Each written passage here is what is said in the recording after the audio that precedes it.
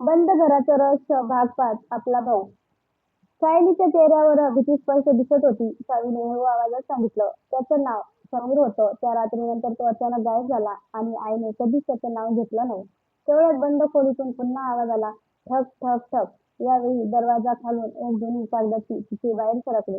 सायलीने ती उचलली. त्यावर लिहिलं होतं, "सत्य जाणून घ्यायचं असेल तर आरशामागे पहा." दोघींनी खोलीत नजर फिरवली. समोर एक मोठा जुना आरसा होता. सावीने आरसा बाजूला केला आणि मागे एक लपलेला कप्पा दिसला. कप्प्यात एक जुना फोटो आणि एक चावी होती. फोटो पाहताच सायलीच्या डोळ्यात पाणी आलं. फोटोमध्ये आई, बाबा, सावी आणि सायलीसोबत आणखी एक मुलगा उभा होता.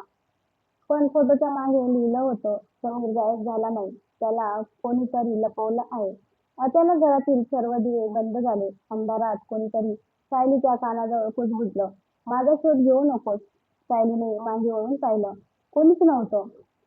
पण तिच्या हातातली चावी अचानक गरम झाली होती आणि त्या चावीवर एकच शब्द उमटला, "तळघर." सायलीने हातातली चावी घट्ट पकडली. "तळघर, या घरात तळघर आहे."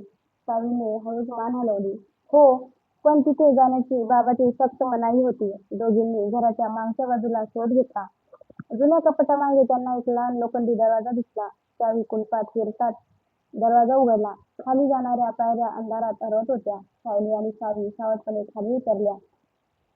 तळघरात एक जुनी खुर्ची, काही पेट्या आणि भिंतीवर लावलेले फोटो होते. एका फोटोसमोर सायली थांबली. तो समीरचा फोटो होता. फोटोखाली तारीख होती, 18 ऑगस्ट 2012.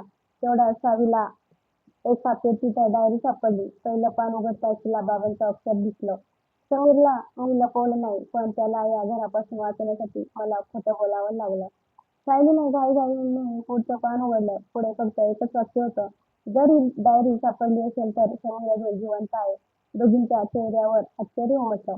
अचानक तळघराच्या दुसऱ्या टोकाला एक दरवाजा हळूच उघडला. आतून एका मुलाचा आवाज आला, "सायली, मला इथून घेऊन जा." सायलीने त्या दिशेने पाऊल टाकलं, पण सावीने तिचा हात घट्ट पकडला. "थांब, हा समीरचा आवाज नाही." दोघी शांत झाल्या, कारण अंधारातून पुन्हा तोच आवाज आला, "मी समीर नाही, मी समीर नाही." तो आवाज ऐकून सायली आणि सावी जागच्या जागीच थांबल्या. अंधारातून एक सावली हळूहळू पुढे आली. चेहरा स्पष्ट दिसत नव्हता. सायलीने घाबरत विचारलं, "मग तू कोण आहेस?"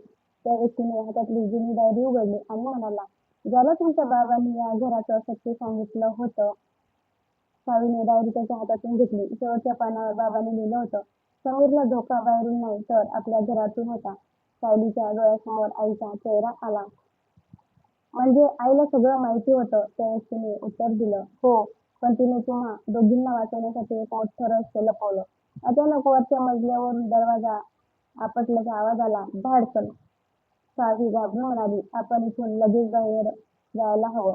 पण तळघराचा दरवाजा बंद झाला होता. तेवढ्यात त्या अनोळखी व्यक्तीने भिंतीवरच्या एका छोट्या चिन्हाकडे बोट दाखवलं, "हा मार्ग उघडा आणि तुम्हाला समीर कुठे आहे ते कळेल."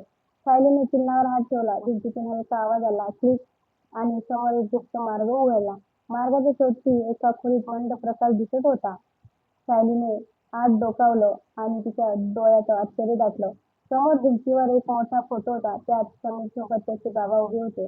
पण फोटो नुकताच काढल्यासारखा दिसत होता. सायली कुजबुजली, "बाबा तर इतकी वर्ष आधीच गायब झाले होते." सायलीला फोटो समोरच उभी राहिली. "हे शक्यच नाही. बाबा जिवंत असतील तर त्यांनी आम्हाला कधीच का शोधलं नाही." सावीने फोटो हातात घेतला. फोटोच्या मागे एक तारीख होती, कालची. दोघींच्या अंगावर काटा आला. तेवढ्यात गुप्त खोलीच्या कोपऱ्यातून खुर्ची हलल्याचा आवाज आला. "किल."